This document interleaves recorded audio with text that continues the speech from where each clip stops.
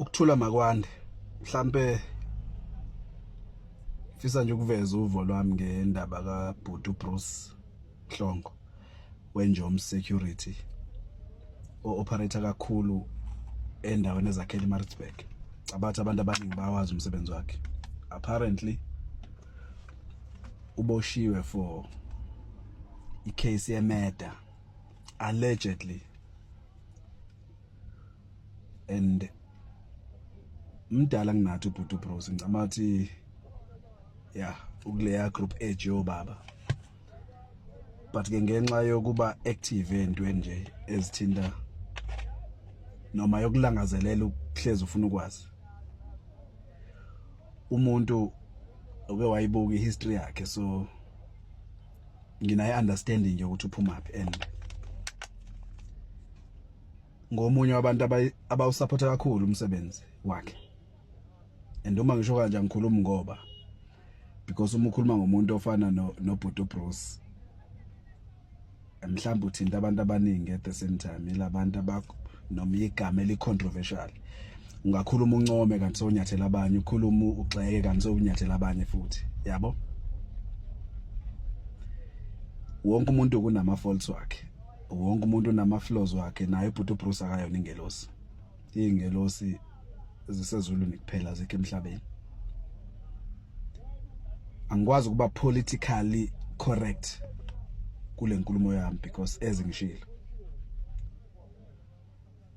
akuyona imali phela uBhuti Bruce. Ngisho ngathiwa uthweni uyamthanda namanje, uma sithi sithanda umkhwanazi khona bangakufuni lokho, uma uthi uzonda umkhwanazi khona bangakufuni futhi lokho. So hlezi kunjalo, kungenzeka ukuthi wenzile ama mistakes lapha nalapha.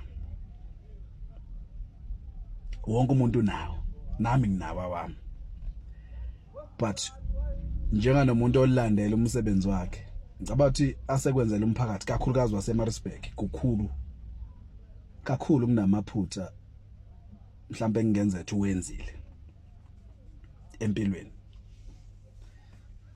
Mhlamba ngiphinde le ibalekile, angiwazi amaphutha wakhe, angizazi lezi zinto asolwa kuze ukuthi uzenzile yini,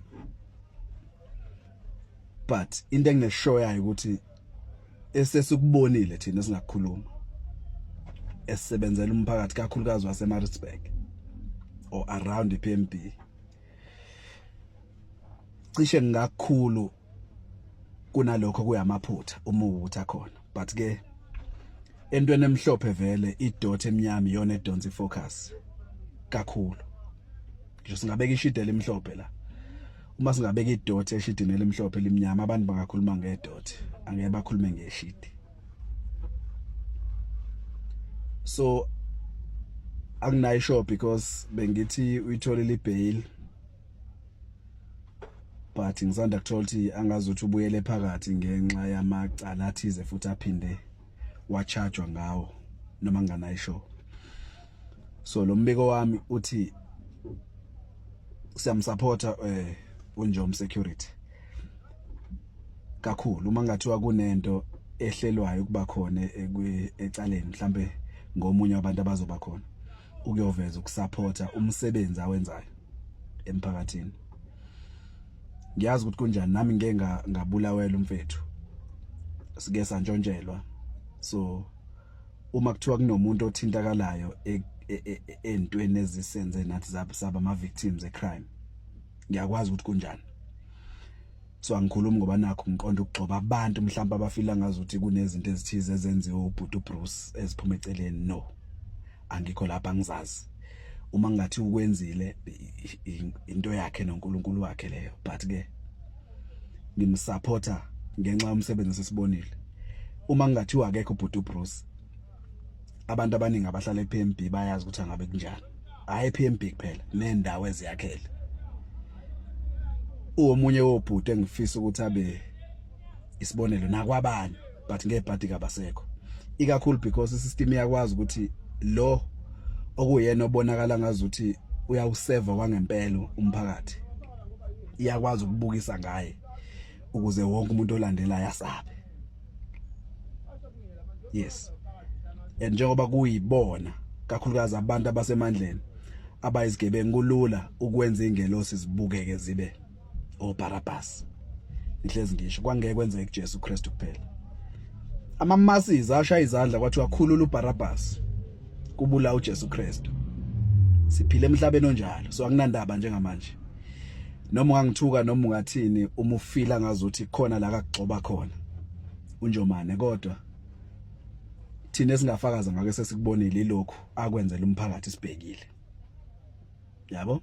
Besaba bonke abanye abawobhuti abangangayi ukuthi basebenzele umphakathi ngendlela asebenzayo. Bakhona abanye abacapable but abasabayo. So ke hola support nje security, siyamsupporta ubhuti uNjomane, angazuthi nje inkosi ngamqinisa noma ilaphi la ekhona. Ngiyazi futhi ukuthi ustrong, vele uNkulunkulu akakunika umthwalo ngaphezulu kwamandla akho.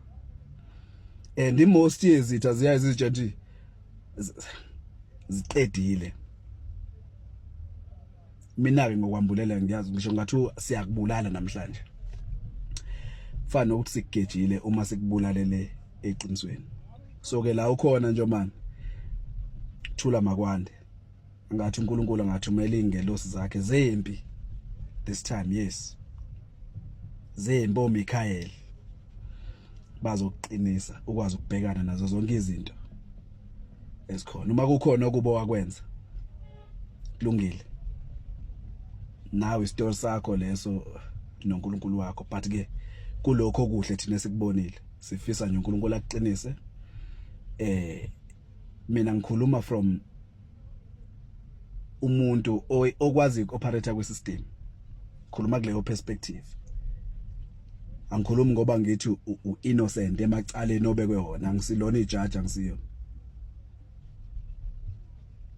Yes, anginawo amandla okujudge. But lokhu kwami manje mhlambe umlomo ngoba nginawo. Ngifisa nje ukukhuluma amazwi esupport because sikubonile ukukhathalela abantu. Kune video wayenze yangiphoxa yathi uma isystem seyikhombisile ukuthi iya attack akuqala kuma South Africans, sihlalele nathi singa attack kuyona. Abantu abakhuluma kanjalo Njomane, isystem iyakwazi ukubabona ibenze example. Kuqedwa abantu abakhuluma against isystem. Ukuze nathi uma sekunezinto esifisa ukuthi iyazi ukuthi iyozithola nini into ezimnyama engenzeka ukuthi ekukhuleni kwethu sizenzele izivezela abantu kuthiwe nangoke bese siyasibopha noma babulawa. So mina ngiya understand. Ukuthula makwande. Peace.